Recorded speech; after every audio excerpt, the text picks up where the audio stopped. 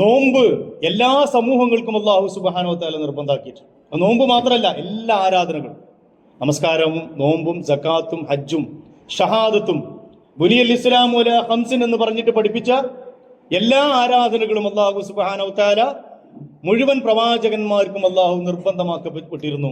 നമസ്കാരത്തെ കുറിച്ച് പറഞ്ഞ എല്ലാ സന്ദർഭങ്ങളിലും പല സ്ഥലത്തും ഖുർആൻ അത് പറഞ്ഞിട്ടുണ്ട്.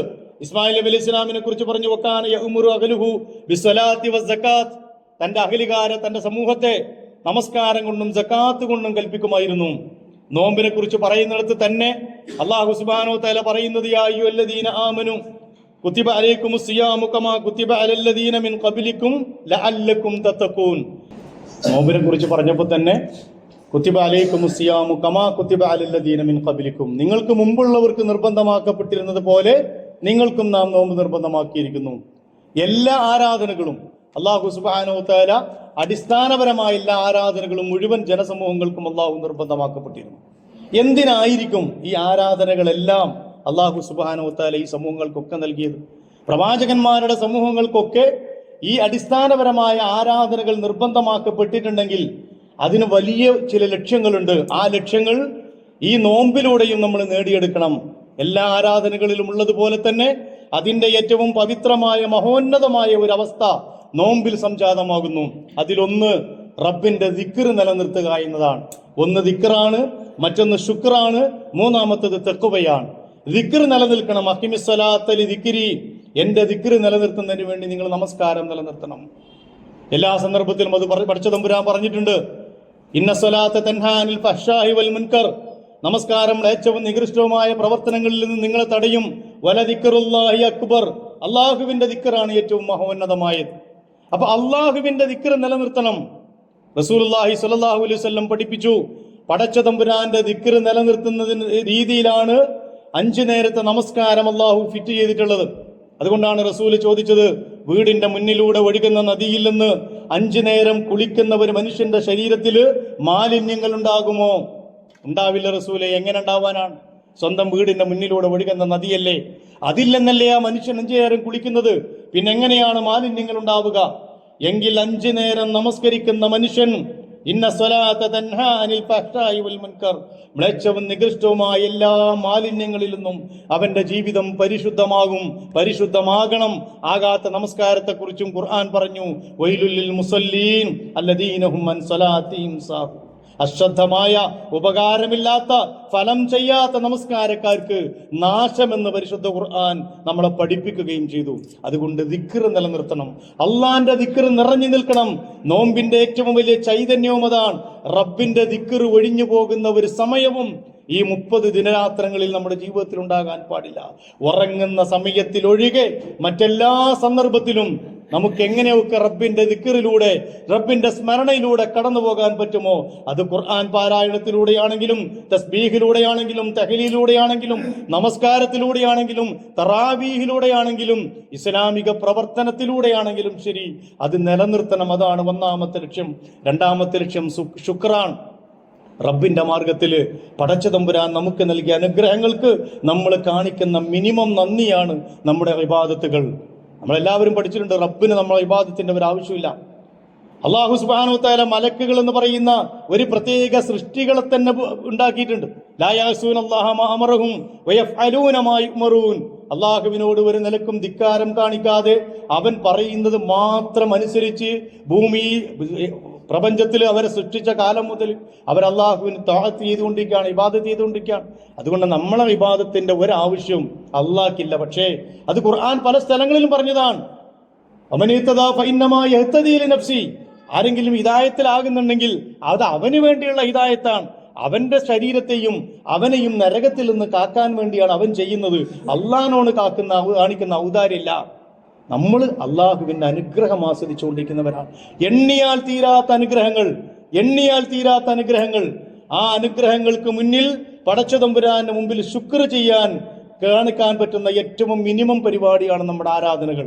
റസൂലുള്ളാഹി സ്വല്ലല്ലാഹു അലൈഹി വസല്ലമയോട് ആയിഷ റളിയല്ലാഹു അൻഹ അവർക്ക് ചോദിച്ചില്ലേ, കാലിൽ മുഴുവൻ നീര് വന്ന് നിൽക്കാൻ കഴിയാത്തവണ്ണം, നമസ്കരിക്കാൻ കഴിയാത്തവണ്ണം നിന്ന് ആ സന്ദർഭത്തിലും നിരന്തരമായി നമസ്കരിക്കുന്ന റസൂലിനോട് ആയിഷ റളിയല്ലാഹു അൻഹ ചോദിച്ചു, റസൂലെ, നിങ്ങൾ എന്തിനാണ് ഇത്രമേൽ പ്രയാസപ്പെടുന്നത്? കഴിഞ്ഞു പോയതും വരാനിരിക്കുന്നതുമായ എല്ലാ പാപങ്ങളും നിങ്ങൾക്ക് പൊറത്തു തന്നിട്ടില്ലേ? റസൂലിന്റെ മറുപടി, യാ ആയിഷ അഫലാ അകൂന അബ്ദൻ ശകൂറ. ആയിഷ, ഞാനൊരു നന്ദിയുള്ള അടിമയാകണ്ടേ, ഞാനൊരു നന്ദിയുള്ള അടിമയാകണ്ടേ? ഏത് റസൂലായി ചോദിക്കുന്നത്? മാ ശബിയ ആലി മുഹമ്മദിൻ യൗമൈനി മുതതാബിയൈനി ഹത്താ ഫാറഖ ദുനിയ. ദുനിയാവെന്ന് വിട്ടുപിരിഞ്ഞു പോണത് വരെ 2 ദിവസം തുടർച്ചയായി ഭക്ഷണം കഴിച്ചിട്ടില്ല മുഹമ്മദ് നബിയുടെ കുടുംബവും അദ്ദേഹവും. ഈ മുഹമ്മദ് നബിയാണ് പറയുന്നത്, അഫലാ അകൂന അബ്ദൻ ശകൂറ. നമ്മളെ മക്കളെ നമ്മൾ പഠിപ്പിക്കണ്ടേ? മക്കളെ, നിങ്ങളിപ്പോൾ ഈ അനുഭവിക്കുന്ന സ്വർഗം, ദുനിയാവിൽ നിങ്ങൾ ഈ കണ്ടുകൊണ്ടിരിക്കുന്ന സ്വർഗം, നിങ്ങൾ അനുഗ്രഹങ്ങള് നാളെ റബ്ബ് തരാമെന്ന് പറഞ്ഞ സ്വർഗത്തിന് മുമ്പിൽ തടസ്സമാകരുത് കേട്ടോ. അള്ളാഹുവിന്റെ അനുഗ്രഹങ്ങൾ എത്രയാ നമ്മൾ ആസ്വദിക്കുന്നത്. ഇമാം റാസിയെ പോലെയുള്ള മഹാരഥന്മാരായ പണ്ഡിതന്മാർ പഠിപ്പിച്ച ഒരുപാട് കഥകളുണ്ട്. സമയക്കുറവ് കൊണ്ട് ഞാനത് പറയുന്നില്ല. നിങ്ങൾക്കത് കണക്കാക്കാൻ കഴിയില്ല. അള്ളാഹിന്റെ അനുഗ്രഹങ്ങൾ നിങ്ങൾ എണ്ണിക്കണക്കാക്കാൻ തുടങ്ങിയാൽ ആ ശുക്രിന്റെ ഭാഗമാണ് നമ്മുടെ ഇബാദത്തുകൾ. മൂന്നാമത്തത് ലഅല്ലക്കും തത്തഖൂൻ, തഖ്വയുണ്ടാകുന്നതിന് വേണ്ടിയാണ്. നോമ്പതിന് വേണ്ടിയാണ്, നമസ്കാരം അതിനു വേണ്ടിയാണ്. ഹജ്ജിനെ കുറിച്ച് പറഞ്ഞപ്പോൾ പറഞ്ഞു, നിങ്ങൾ ഹജ്ജും ഉംറയും അള്ളാഹ്ക്ക് വേണ്ടി ചെയ്യണം, നാട്ടുകാർക്ക് വേണ്ടി ചെയ്യരുത്, പേരിനും പ്രശസ്തിക്കും വേണ്ടി ചെയ്യരുത്, അള്ളാഹ്ക്ക് വേണ്ടി ചെയ്യണം. തഖ്വയാണ് മൂന്നാമത്തത്. നാലാമത്തത് അതിന്റെ സത്ഫലങ്ങള്. മനുഷ്യന് ഈ പറയുന്ന ലക്ഷ്യങ്ങളൊക്കെ നേടിയെടുക്കുന്നതോടൊപ്പം തന്നെ ഭൂമിയിൽ അതുണ്ടാക്കുന്ന ചില സത്ഫലങ്ങളുണ്ട്. ആ സത്ഫലങ്ങൾ കൂടി അതിലൂടെ സാധ്യമാകണം. നമസ്കാരത്തെ കുറിച്ച് ഷുഐബ് നബി ഇസ്ലാമിനോട് ആ സമൂഹം ചോദിച്ചില്ലേ, ഷുഐബ് നബിയെ, ഷുഐബേ, നിന്റെ നമസ്കാരമാണോ ഞങ്ങളുടെ അളവിലും തൂക്കത്തിലും ഒന്നും കൃത്രിമം വരുത്തരുത്, ഞങ്ങളുടെ സമ്പത്തിൽ ഞങ്ങൾ ഉദ്ദേശിക്കുന്നത് പോലെ ചെയ്യരുത് എന്നും ഞങ്ങളുടെ ഇലാഹുകൾ ആരാധിക്കരുത് എന്നും നിന്നെ കൊണ്ട് പറയിപ്പിക്കുന്നത് നിന്റെ ഈ നമസ്കാരമാണോ? അല്ല എന്ന് ഷുഐബ് നബി ഇസ്ലാം പറയുന്നില്ല, ആണ് എന്ന് തന്നെയാണ് അദ്ദേഹത്തിന്റെ വാദം. കാരണം നമസ്കാരത്തിന് അങ്ങനെ ഒരു പവർ ഉണ്ട്. അത് തൻഹാനിൽ ഫഹ്ശാഇ വൽ മുൻകർ, മ്ലേച്ഛവും നികൃഷ്ടവുമായ പ്രവർത്തനങ്ങളിൽ നിന്ന് അത് തടയണം. തെറ്റ് കണ്ടാൽ തടയുന്നവനാകും നമസ്കാരക്കാരൻ. നോമ്പ് അത്തരത്തിലുള്ള ഭയഭക്തി മനസ്സിലുണ്ടാക്കുന്നതാണ്, തെക്കുവ ഉണ്ടാക്കുന്നതാണ്. അതിന് അതിൻ്റെതായ സത്ഫലങ്ങൾ വരണം. സ്വയം പട്ടിണി എന്താണ്, പ്രയാസം എന്താണെന്ന് അറിയുന്നതോടൊപ്പം നമ്മിൽ നിന്ന് അത് ഈ സമൂഹത്തിലേക്ക് പരന്നൊഴുകണം. കാരുണ്യത്തിന്റെ പത്തിലൂടെ കടന്നു പോകുമ്പോൾ മനുഷ്യ സമൂഹത്തിലേക്ക് ആ കാരുണ്യം ഒഴുക്കാൻ നമുക്ക് കഴിയണം. അതുകൊണ്ട് ഇബാദത്തിന്റെ ലക്ഷ്യങ്ങള് ഒന്ന് ദിക്റ്, മറ്റൊന്ന് ശുക്റ്, പിന്നൊന്ന് തഖ്വ. നാലാമത്തെ ലക്ഷ്യം അതിന്റെ സത്ഫലങ്ങൾ. കശജറത്തിൻ ത്വയ്യിബ അസ്ലുഹാ സാബിത്തുൻ വഫറുഹാ ഫിസ്സമാ. ഒരു വൃക്ഷത്തെ കുറിച്ച് ഖുർആൻ പറഞ്ഞില്ലേ, ഉത്തമമായ വൃക്ഷം. കലിമത്തിൻ ത്വയ്യിബ കശജറത്തിൻ ത്വയ്യിബ. ഒരു ഉത്തമമായ വചനത്തിന്റെ അല്ലെങ്കിൽ ആ വചനം ഉൾക്കൊള്ളുന്ന മനുഷ്യന്റെ ഉദാഹരണം കശജറത്തിൻ ത്വയ്യിബ, ഉത്തമമായ ഒരു വൃക്ഷം പോലെയാണ്. അസ്ലുഹാ സാബിത്തുൻ, അതിന്റെ വേരുകൾ അടിയിലേക്ക് ആണ്ടിറങ്ങിയിരിക്കുന്നു. വഫറുഹാ ഫിസ്സമാ, അതിന്റെ ശാഖോപശാഖകൾ അന്തരീക്ഷത്തിലേക്ക് പടർന്ന് പന്തലിച്ചിരിക്കുന്നു. തുഅ്തി ഉകുലഹാ കുല്ല ഈനിൻ ബിഇദ്നി റബ്ബിഹാ, റബ്ബിന്റെ അനുവാദത്തോടു കൂടി 365 ദിവസവും അതതിന്റെ സത്ഫലങ്ങൾ ലോകർക്ക്, അതിലൂടെ പറന്നു പോകുന്ന പറവകൾക്ക്, അതിൽ കയറുന്ന മൃഗങ്ങൾക്ക്, അതിന്റെ അരികിലൂടെ പോകുന്ന മനുഷ്യർക്ക് മുഴുവൻ സത്ഫലങ്ങൾ നൽകുന്ന ഒരു വൃക്ഷം പോലെ സത്യവിശ്വാസിയുടെ ജീവിതം ഈ സമൂഹത്തിൽ ഇങ്ങനെ നിറഞ്ഞു നിൽക്കണം. നോമ്പുകാരൻ എന്ന് പറഞ്ഞാൽ തൊട്ടതിനും പിടിച്ചതിനും ദേഷ്യം പിടിക്കുന്നവനല്ല. നമ്മളൊക്കെ മനസ്സിലാക്കിയത് നോമ്പ് മൂക്കുക എന്ന് പറഞ്ഞൊരു പരിപാടി. ഉച്ച കഴിഞ്ഞാൽ പിന്നെ വാപ്പാനോട് മിണ്ടാൻ പറ്റില്ല, കാരണം നോമ്പ് മൂത്താണ്. വാപ്പാനടുത്തേക്ക് പോകേണ്ട മോനെ, വാപ്പാക്ക് നോമ്പാണ്. അപ്പൊ നോമ്പ് എന്ന് പറഞ്ഞാൽ എന്തോ ഒരു ആറ്റം ബോംബ് പോലത്തെ ഒരു സാധനം എന്ന് മനസ്സിലാക്കി വെച്ചിരിക്കുക. അല്ല, നോമ്പ് നമ്മുടെ നൈർമല്യത ഉണ്ടാക്കുന്നതാണ്, റിഫത്ത് ഉണ്ടാക്കുന്നതാണ്, ഹൃദയത്തിന് നൈർമല്യം ഉണ്ടാക്കുന്നതാണ്. കുട്ടികളോട് കാരുണ്യം കൂടുതൽ കവിഞ്ഞൊഴുകുന്ന മാസമാണ് റമദാൻ. ദരിദ്രരോട് നമ്മുടെ സദക്കകൾ റസൂലുള്ളാഹി സ്വല്ലല്ലാഹു അലൈഹി വസല്ലമയെ കുറിച്ച് പറഞ്ഞില്ലേ, കാറ്റടിക്കുന്നത് പോലെ സദക്ക കൊടുത്തിരുന്നു. ഏത് റസൂല്? ഞാൻ നേരത്തെ പറഞ്ഞ 2 ദിവസം വയറ് നിറച്ച് ഭക്ഷണം കഴിച്ചിട്ടില്ലാത്ത റസൂല് റമദാന് വന്നാൽ കാറ്റ് അടിച്ചു വീശുന്ന, മന്ദമാരുതൻ അടിച്ചു വീശുന്നത് പോലെ സദക്ക കൊടുത്തിരുന്നു എന്ന് പറഞ്ഞാൽ അതൊരു മനസ്സാണ് ആ പഠിപ്പിക്കുന്നത്. ഉണ്ടായിട്ട് കൊടുക്കാനല്ല, ഉള്ളതിൽ നിന്ന് കൊടുക്കുന്ന.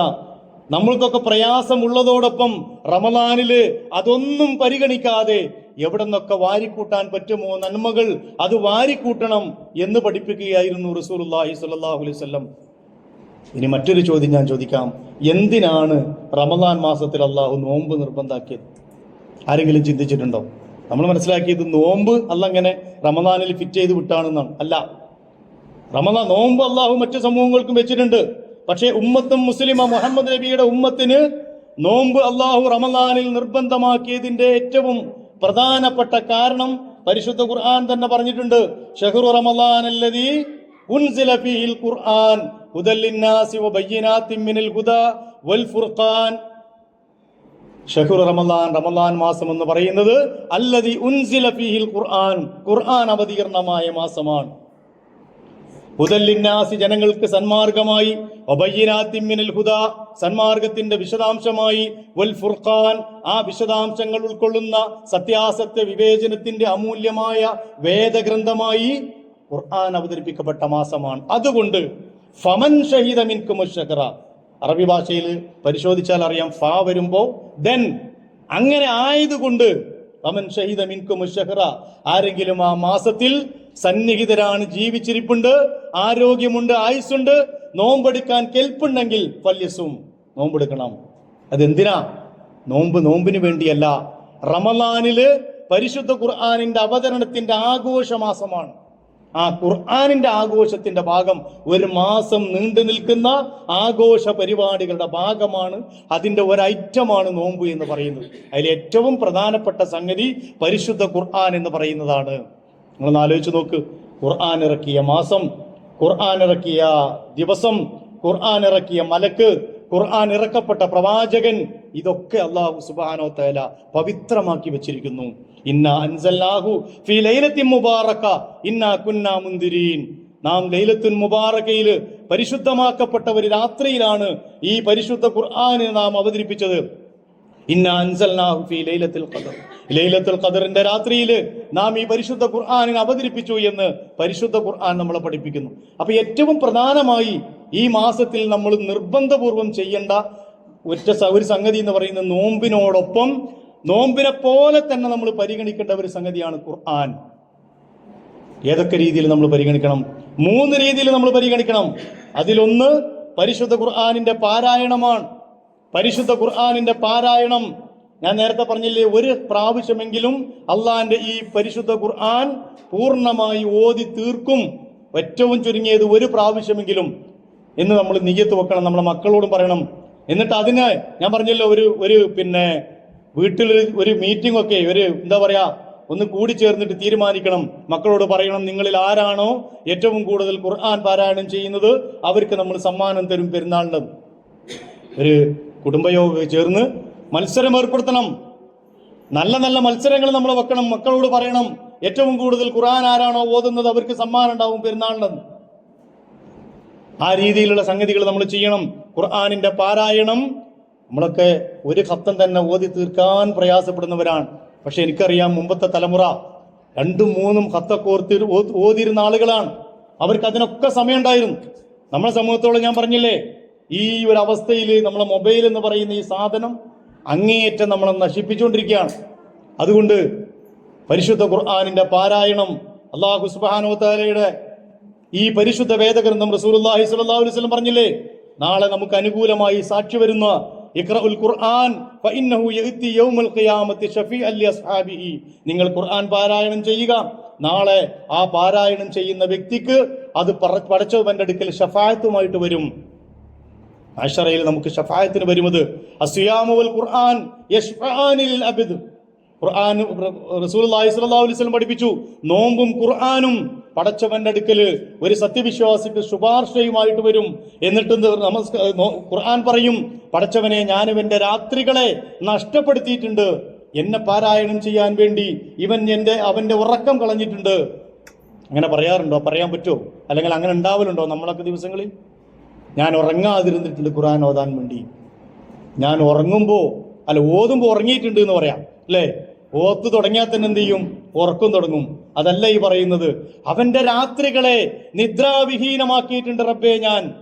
അതുകൊണ്ട് അവന് നീ ശഫാഅത്ത് ചെയ്യും. ഞാൻ ശഫാഅത്ത് ചെയ്യുന്നു, ഞാൻ ശുപാർശ ചെയ്യുന്നു റബ്ബേ, ജഹന്നം അവന് നീ ഹറാമാക്കണം കേട്ടോ. അള്ളാഹുവിന്റെ ഖുർആനിന്റെ പാരായണം നടക്കണം.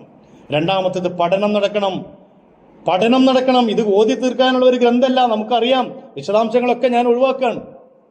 ഇത് അള്ളാഹുവിന്റെ ഈ ഗ്രന്ഥത്തെക്കുറിച്ച് നമ്മൾ ചിന്തിക്കണ്ടേ? അഫലാ യതദബ്ബറൂനൽ ഖുർആൻ, ഖുർആനെ കുറിച്ച് അവർ ചിന്തിക്കുന്നില്ലേ? അം അലാ ഖുലൂബിൻ അഖ്ഫാലുഹ, അല്ല അതൊന്നും വേണ്ടാന്ന് വെച്ച ഒരു സമൂഹമാണോ നമ്മൾ? ഈ ഖുർആൻ നിങ്ങളൊന്ന് ആലോചിച്ച് നോക്ക്. 60-70 വയസ്സ് വരെ അള്ളാഹിന്റെ ഭൂമിയിൽ ജീവിച്ച് സൂറത്തുൽ ഫാത്തിഹയുടെ പോലും അർത്ഥമറിയാതെ ജീവിച്ച് മരിച്ചുപോയ ഒരുപാട് തലമുറകൾ നമ്മുടെ ഭൂമിയിൽ ഉണ്ടായിട്ടുണ്ട്. നമ്മുടെ പിതാക്കന്മാരും പ്രപിതാക്കന്മാരും ഒക്കെ ആ ഒരു അവസ്ഥയിലായിരിക്കും ചിലപ്പോൾ പോയിട്ടുണ്ടാകുക. അള്ളാഹു അവർക്കൊക്കെ മഗ്ഫിറത്തും റഹ്മത്തും നൽകട്ടെ. കാരണം എന്താ?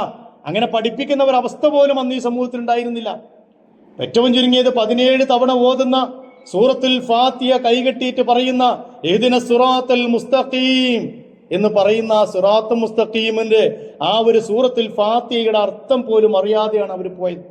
ആ ഒരു അവസ്ഥ ഇന്നില്ല. ഇന്ന് ഖുർആൻ പഠിക്കാനുള്ള എല്ലാ അവസരങ്ങളും ഉണ്ട്. ഞാൻ പറയുന്നത് ദുനിയാവിലെ ഏറ്റവും നല്ല ഒരു മരണം എന്തായിരിക്കും എന്നറിയോ? ഖുർആൻ പഠിക്കുന്ന ഒരു വിദ്യാർത്ഥിയായിക്കൊണ്ട് അള്ളാഹുവിനെ കണ്ടുമുട്ടുക. ഖുർആൻ പഠിക്കുന്ന ഒരു വിദ്യാർത്ഥിയായിക്കൊണ്ട് അള്ളാഹിനെ കണ്ടുമുട്ടുക. കഴിഞ്ഞ ആഴ്ച അയാൾ സൂറത്തുൽ ബഖറ പഠിക്കാൻ ഇവിടെ ഉണ്ടായിരുന്നു. മയ്യത്തെടുക്കുമ്പോൾ നമ്മൾ പറയും, ഈ സഹോദരൻ ഞങ്ങളെ ഖുർആൻ ക്ലാസ്സിലെ സ്ഥിര സാന്നിധ്യമായിരുന്നു. വയസ്സ് 60 65. പക്ഷേ എത്ര പ്രയാസമുണ്ടായാലും ആഴ്ചയിൽ നടക്കുന്ന ഖുർആൻ ക്ലാസ്സിൽ അദ്ദേഹം ഉണ്ടാകുമായിരുന്നു. കഴിഞ്ഞ ആഴ്ചയും സൂറത്തുൽ ബഖറയിലെ ഇത്ര മുതൽ ഇത്ര ആയത്ത് വരെ പഠിച്ചിട്ടാണ് അദ്ദേഹം പോകുന്നത്. ഇന്നിതാ റബ്ബിലേക്ക് പോവാൻ.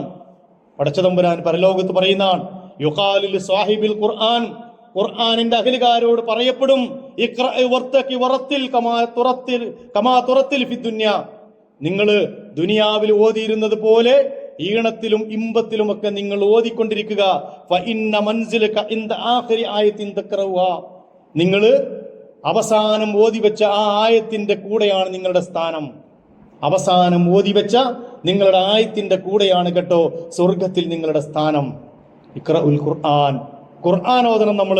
ഇന്നലില്ലാഹി അഹ്ലീന മിനന്നാസ്, ഇന്നലില്ലാഹി അഹ്ലീന മിനന്നാസ്. ജനങ്ങളെ കൂട്ടത്തില് അള്ളാന്റെ അഹ്ലുകാരെന്ന് പറയുന്ന ഒരു വിഭാഗമുണ്ട്. എല്ലാവരും അള്ളാന്റെ ആൾക്കാർ തന്നെയാണ്. പക്ഷെ അള്ളാന്റെ പ്രത്യേകമായ അഹ്ലുകാർ. ഖാലു യാ റസൂലല്ലാഹ് മൻഹും, റസൂലെ ആരാണ് അവര്? സ്വഹാബത്ത് ചോദിച്ചു. ഖാല ഹും അഹ്ലുൽ ഖുർആൻ, അവർ അഹ്ലുൽ ഖുർആനാണ്, ഖുർആനിന്റെ ആളുകളാണ്. അവർ അഹ്ലുല്ലാഹി വ ഖാസത്തുഹു, അള്ളാന്റെ അഹ്ലുകാരും അള്ളാന്റെ പ്രത്യേകമായ സവിശേഷമായ സൗഭാഗ്യം ലഭിച്ച അടിയാറുകളുമാണ്. ആ കൂട്ടത്തിൽ നമ്മൾ പഠനം. ഒന്ന്, ഖുർആൻ തിലാവത്ത് നടക്കണം, അത് പഠിക്കണം. മൂന്നാമത്തത് ഖുർആൻ മനപ്പാടമാണ്. ഖുർആൻ മനപ്പാടാക്കണം. ലോകത്തെ ഏറ്റവും കൂടുതൽ മനപ്പാടാക്കാൻ എളുപ്പമുള്ള ഒരേ ഒരു വേദഗ്രന്ഥമേ ഉള്ളൂ, അത് പരിശുദ്ധ ഖുർആനാണ്. ആലോചിച്ച് നോക്കുങ്ങള്. അതുകൊണ്ടാണല്ലോ ഇന്നും കോടാനുകോടി മനുഷ്യര് ഈ പരിശുദ്ധ ഖുർആൻ മുഴുവൻ മനപ്പാടമാക്കി സഞ്ചരിക്കുന്ന ഖുർആനുകളായി ലോകത്തുനിന്ന് ജീവിച്ചുകൊണ്ടിരിക്കുകയാണ്. വേറെ ഏതെങ്കിലും ഒരു വേദഗ്രന്ഥം എങ്ങനെ ഉണ്ടോ? ഒരു ബൈബിള് കാണാതെ പഠിച്ച ഒരു 10 ആളെങ്ങൾക്ക് ലോകത്ത് കാണിച്ചു തരാൻ പറ്റുമോ? ഭഗവത്ഗീത കാണാതെ പഠിച്ച ഒരാളെ കാണിച്ചു തരാൻ പറ്റുമോ? ഇല്ല. കോടാനുകോടി മനുഷ്യര് ഇന്നും ലോകത്തിന്റെ വിവിധ ഭാഗങ്ങളിൽ അള്ളാന്റെ ഈ കലാം മുഴുവൻ പഠിച്ച് സഞ്ചരിക്കുന്ന ഖുർആനുകളായി ജീവിച്ചു കൊണ്ടിരിക്കുന്നുണ്ടെങ്കിൽ നമുക്ക് മാത്രം എന്തേ അവസാനത്തെ 3-4 സൂറ അന്ന് മുതൽ ഇന്ന് വരെ നമ്മളതിങ്ങനെ ജീവിതത്തിൽ അത് മാത്രമേ നമ്മളെ കയ്യിലുള്ളൂ. ആകെ 3-4 സൂറ ഉണ്ടാവും.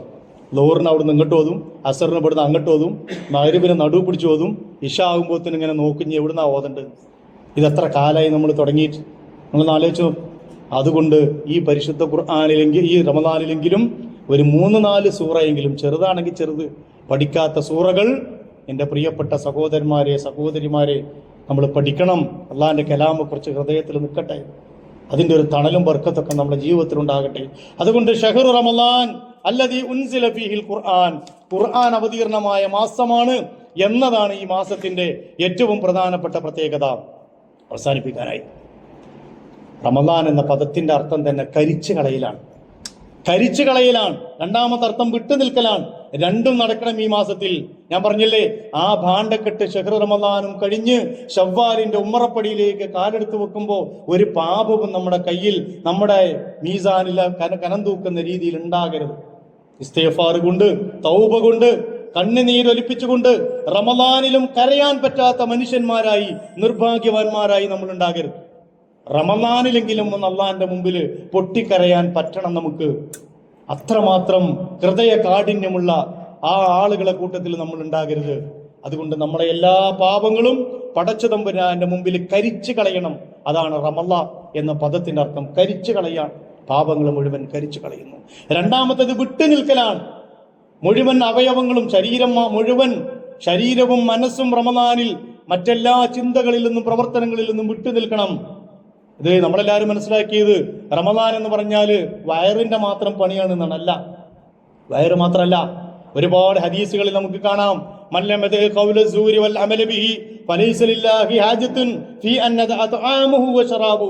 ഭക്ഷണവും വെള്ളവും ആരും ഒഴിവാക്കണ്ട. എങ്ങനെയാണെങ്കിൽ ആരെങ്കിലും മോശമായ വാക്കും പ്രവൃത്തിയും ഒഴിവാക്കുന്നില്ലെങ്കിൽ പിന്നെ വെള്ളം കുടിച്ചോളാനാ പറയുന്നത്. അതിന് പ്രത്യേകിച്ച് ആവശ്യമൊന്നുമില്ല.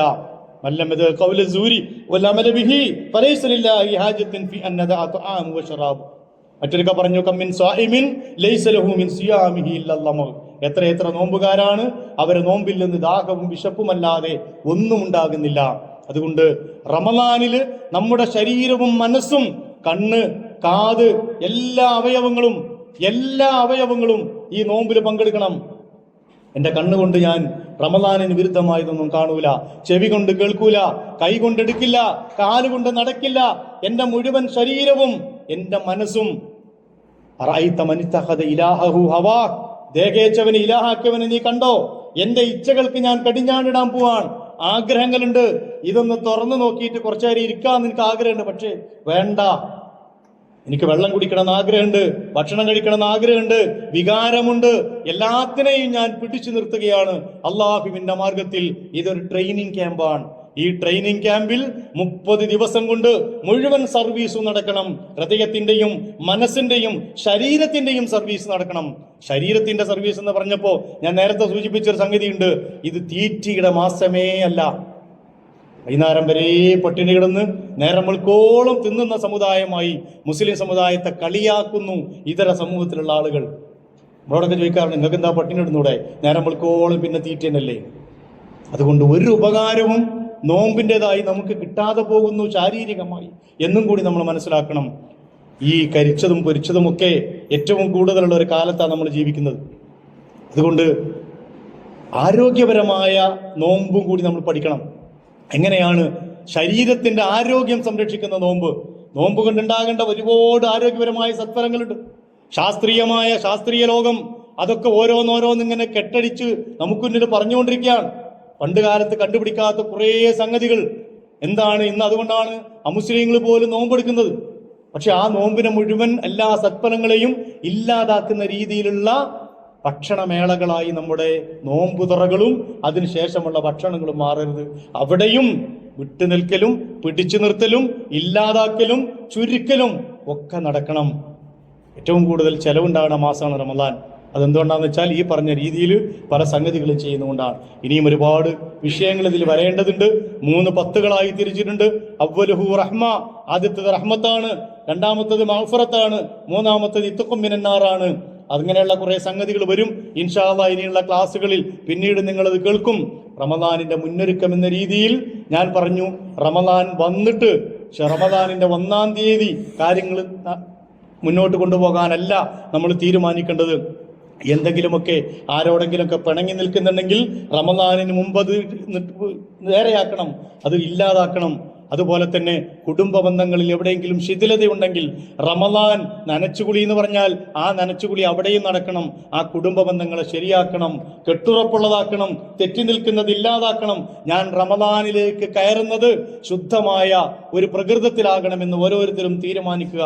അത്യന്തികമായി അവസാനമായി പറയാനുള്ളത്, റമളാനിന്റെ രാപ്പകലുകളെ പടച്ചതമ്പുരാന്റെ മുമ്പിൽ സുജൂദ് ചെയ്യുന്ന, അള്ളാഹുവിന്റെ മുമ്പിൽ കരയുന്ന, വിങ്ങിപ്പൊട്ടുന്ന, കണ്ണുനീരൊലിപ്പിക്കുന്ന, തൗബ ചെയ്യുന്ന, ഇസ്തിഗ്ഫാർ ചെയ്യുന്ന ഒരു സത്യവിശ്വാസിയായി മാറാൻ നമുക്ക് കഴിയണം. അള്ളാഹു സുബ്ഹാനഹു വ തആല അതിനുള്ള തൗഫീക്ക് നൽകി നമ്മെ അനുഗ്രഹിക്കുമാറാകട്ടെ. നേരത്തെ റസൂല് പറഞ്ഞ റമളാൻ കഴിഞ്ഞിട്ടും പാപത്തിന്റെ കറയുമായി മുന്നോട്ട് പോകുന്ന സത്യനിഷേധികളിൽ പടച്ച തമ്പുരാൻ നമ്മളെ ഉൾപ്പെടുത്താതിരിക്കുമാറാകട്ടെ. അല്ലാഹുമ്മ റബ്ബനാ ഹബ് ലനാ മിൻ അസ്വാജിനാ വദുർരിയാതിനാ ഖുർറത അയ്യിൻ വജഅൽനാ ലിൽ മുത്തഖീന ഇമാമാ. അല്ലാഹുമ്മ ബാരിക് ലനാ ഫീ റജബിൻ വശഅബാൻ വബല്ലിഗ്നാ റമളാൻ. അല്ലാഹുമ്മ ബാരിക് ലനാ ഫീ റജബിൻ വശഅബാൻ വബല്ലിഗ്നാ റമളാൻ. ربنا آتنا خير الدنيا وخير الآخرة واصرف عنا شر الدنيا وشر الآخرة ربنا اغفر لنا ولإخواننا الذين سبقونا بالإيمان ولا تجعل في قلوبنا غلا للذين آمنوا ربنا إنك رؤوف رحيم آمين بأنواع رحمتك يا أرحم الراحمين السلام عليكم ورحمة الله وبركاته.